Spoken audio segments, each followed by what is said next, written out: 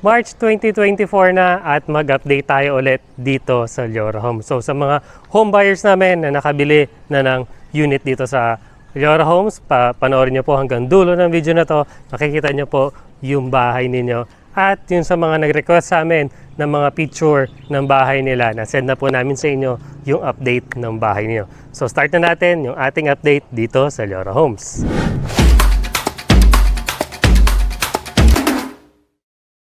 Start na po natin yung ating update dito sa Leora Homes. So start nga po tayo dito sa ating main road, dito sa ating model unit. So napansin nyo naman po, yung ating amenities almost finished na po siya. Yung ating basketball court ay kumpleto na po. Pwede na po yan gamitin. Tapos nakita nyo naman po yung ating running path. Ginagawa na siya. Yung swimming pool natin, napansin nyo po may mga tiles na siya. At yung clubhouse natin, malapit na pong matapos. So dito naman po tayo sa likod na bahagi ng amenities. Ito po yung block 44 hanggang block 49. So napansin nyo po, ongoing na po yung land development niya. May mga kalsada na rin po siya at malapit na nga po matapos yung land development. After po nito, magtatayo na sila ng bahay. Tapos dito naman po sa pinakalikod, yung may nakita nyo may nakatayo na po, yan po yung ating block 52, 53. Yan po siya. So yung ayan po yung pinakadulong bahagi ng ating Leora Homes. At dito naman po, yan, napansin nyo po, ginagawa na rin po yun sa block 57. Tapos yung dulo po ng block 58, yan po ongoing na siya. Tapos yung dulo niya magkakaroon niya ng parks and playground pagtagal po. Yan. Tapos dito po sa block 58, 50, tapos 59 and 60 po. Yan. Nakita niyo naman po almost finished na po siya. So yung mga client namin dito sa block 59, yan po. Nakita niyo naman po ongoing na po yung nasa dulong bahagi. So yan, madali na lang po yan matatapos. Tapos dito naman po sa atin 62 at 61 na block po, yan po napansin nyo almost finished na po lahat at may mga available po tayo dito na mga ready for occupancy as well as dito sa block 60 at 59 po. May 58 din po tayo na mga ready for occupancy na available. So kung gusto nyo makalipat as soon as possible, pwede po itong location na to. At dito naman po sa ating block 33 at 34, napansin nyo naman po, may mga kalsada na siya at gagawin na nga po itong mga unit na to pag natapos na po dito sa 62 at sa 61. Yan, dito na po yung gagawin yung susunod na phase. Kung gusto niyo pong free selling pa po at matagal pa po yung payment at down payment, perfect po na location ito para sa inyo. So ito na po yung update natin dito sa Leora Homes. I hope na gusto niyo ang update na to. Punta naman tayo dito sa ating model unit. My name is Jesse Respelenbergo and welcome to another home tour. So, nakita nyo na yung update natin, di ba? Napakaganda at napakabilis ng construction talaga nila dito sa Leora Homes, di ba? Napansin nyo, almost finished na ang mga amenities natin dito. Nakita yung swimming pool, di ba? May kulay na siya, ang ganda na. Tapos, yung mga blocks natin, almost finished na yung iba. Yung iba, napansin nyo, di ba? May mga solar panel na. At yes po, may mga ready for occupancy na po tayo na units dito na within 6 to 1 year, makakalipat ka na. So, pakita ko naman sa inyo ngayon yung mga gustong bumili or mga interested bumili. Siyempre, pakita ko sa inyo ano ba yung interior ng napakagandang townhouse na to. So, start na natin yung tour natin dito sa Leora Homes. So, bago natin start yung tour, kung bago ka sa aking channel, please like, share this video, and subscribe to my channel. We're also on other social media like Facebook, Instagram, at TikTok. Start na natin yung tour. So, dito nga pala sa ating Leora Homes Amora model, ang lot area natin for the inner unit is 44 square meter. Ang floor area niya at 50 square meter ang lot area niya for the inner unit. At sa ating end unit naman, yan po, 75 square meter naman po yan sa lot area. Same din po ang kanyang floor area na 44 square meter. So, napapansin nyo naman sa facade natin, ang parking space natin, ang laki, diba? So, kasyang-kasya dyan ang isang sedan, pick-up, van. Kasyang-kasya dyan sa parking space na yan. So, ito actual turnover natin. Yan, sa mga ibang video ko, napakita ko na siya. So, ngayon, napapakita ko sa inyo agad yung pinaka-model unit natin. So, mamaya din, samahan nyo ko hanggang dulo ng video na to. Papakita ko naman sa inyo kung ano ba ang update ngayon ng presyo natin dito sa Leora Homes. So, samahan nyo ko hanggang dulo ng video na to. So, tingnan naman natin yung facade natin. So, facade natin, usually po ang mga cluster natin dito or yung magkakadikit na townhouses natin dito is or 8, 6, 4, mga ganun lang po kaliliit yung clustering natin. So, di po tayo yung dulot-dulo ng blocks is magkakadikit. Hindi po. So, putol-putol po siya. Ang pinakamalaki nakita ko is 8 po na bahay na magkakadikit. So, this one po is 4 na bahay. So, may mga ibang unit tayo dito na available na 4 yung magkakadikit or 6. May mga ganun din po. Yan po, ito po yung ating actual turnover. So napansin nyo, sa facade pa lang, napaka-modern, contemporary nung design natin, di ba? So may mga solar panel na, so nakita nyo nga kanina. At syempre, meron tayong mga water tank. So nakita nyo rin sa video, di ba?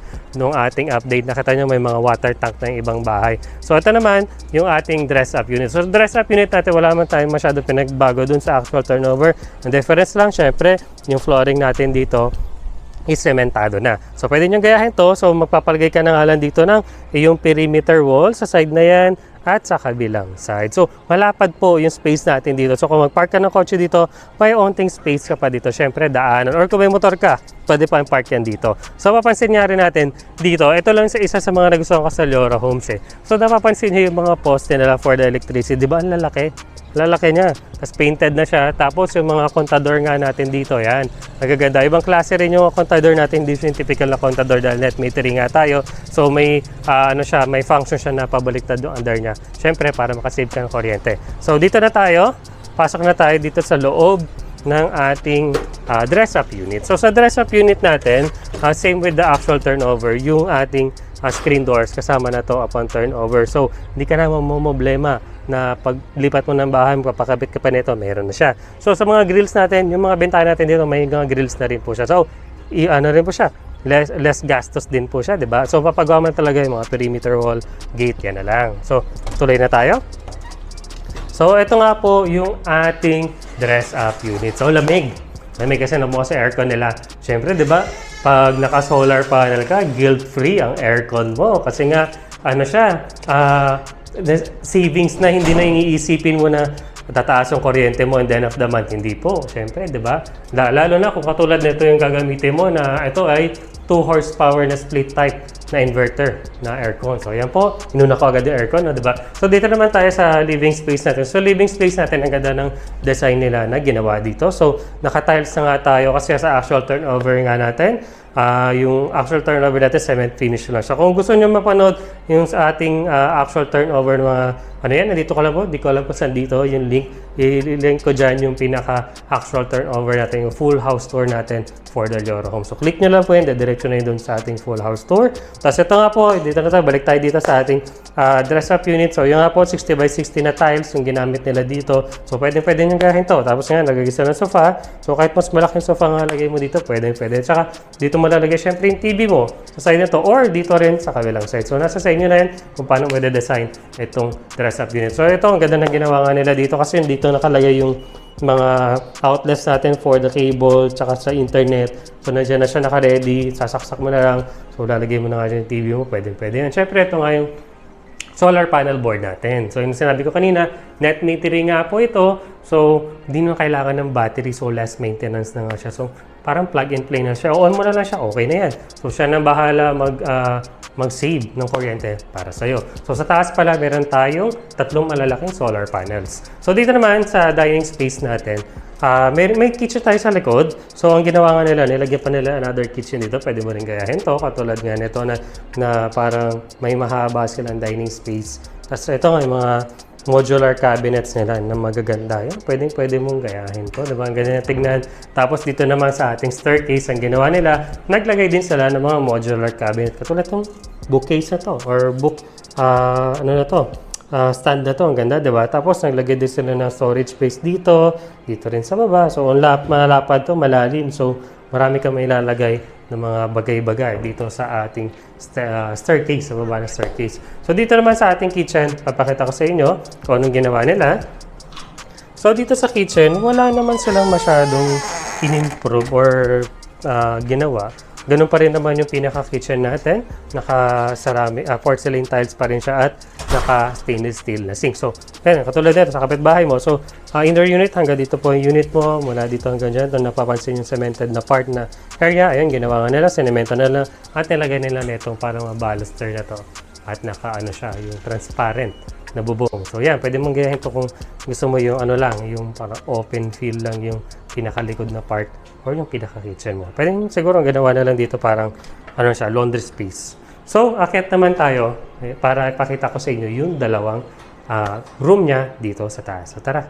Yan, so welcome dito sa ating second floor. Sa second floor natin, ang ginawa nila, ito, unahin ko na itong room na ito. Malamig din dito dahil nakabukas nga rin yung aircon. So isipin mo yun, di ba? Dalawang aircon yung pinapaandar. Di ba? Guilt-free na guilt-free. Tapos syempre, hindi ka matatakot mag-aircon dito sa Leora Home. So ito nga po, yung pinaka-flooring natin dito is vinyl tiles po yung ginamit nila. At ito, yung pinaka-room natin, syempre perfect sa mga chikiting mo, di ba? Ito, kunyari, dalawa anak mo. Kasya-kasya yung dito kasi isa dito at meron tayong pull-out bed dito sa baba. Yan. So yan, pwede mong gayahin to or pwede mo rin gawin, syempre, double deck. Dahil mataas naman yung ceiling natin. So pwedeng double deck yan at may space ka pa para sa ano nila, study table nila. So ito nga po, dito natin mapapansin yung pinaka ano natin. Dalawang storage tank or water tank natin. Yung isa is rainwater collection tank na 700 liters at yung isa naman is 500 liters na freshwater collection tank. So dito naman tayo sa ating master bedroom. Sa master bedroom natin, wow, ang ganda, 'di ba? Ang sarap ng feeling pag ganito yung bahay mo, 'di ba? May sofa ka dito sa loob ng room mo or pwede mo rin syempre gawin ito office space, study table or pinaka cozy place mo, 'di ba? Ang ganda ng area na to dito sa master bedroom. At dito naman tayo syempre sa ating pinaka-master bed natin or pinaka-malaking ano natin, higaan dito sa second floor. So napansin nyo, malaki po yung ating higaan dito at may space pa po siya kabilaan. So pinalagyan, ito may ceiling na po siya, pan-turnover po. Ang pinagawa na lang nila dito is yung mga partition na lang. Ang partition na is gawa rin siya sa Hardiplex. Pwede mong gayahin to. So mga pintuan yan syempre. So doon naman tayo sa part na gusto mong malaman. Ano ba yung update natin sa price na to? Interested ka na ba malaman? At syempre, yung mga requirements. So tara, baba tayo para ko sa inyo yung mga requirements. And I hope nagustuhan mo yung mabilis na house tour natin dito sa Leora Home. So kung interested ka malaman yung ating requirements for reserving a unit dito sa Leora Homes so sa mga locally employed natin, unahin ko na yung locally. Ito lang po ay yung mga initial requirements lang po upon reservation. Kung ikaw ay locally employed, kailangan mo lang is to valid ID at yung iyong payslip or yung proof of income mo. So yun lang po ang kailangan. So sa mga OFWs naman, syempre yung iyong contract at syempre valid ID mo at valid ID rin nung iyong SPA. So, ayun lang po ang kailangan mo para makareserve ng unit dito. At syempre yung ating reservation fee. Yun lang po yung kailangan nyo. So, yung the rest ng mga requirements, kung gusto mo malaman yon, PM mo lang po kami sa messenger namin. Click nyo lang po yung pinakaunang link dyan sa description sa baba, diretso na po yan sa messenger namin. At pwede naman akong tanongin, sir, ano bang requirements namin?